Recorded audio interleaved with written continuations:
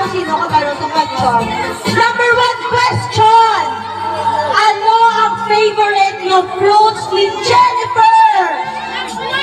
Plus wise wrong! Fruits na hindi vegetable na chocolate no. Malapit ni Hoy, malapit! Orange. No! Banana. No! No! Carrots. Grapes. No! Lettuce, hindi pa kitay!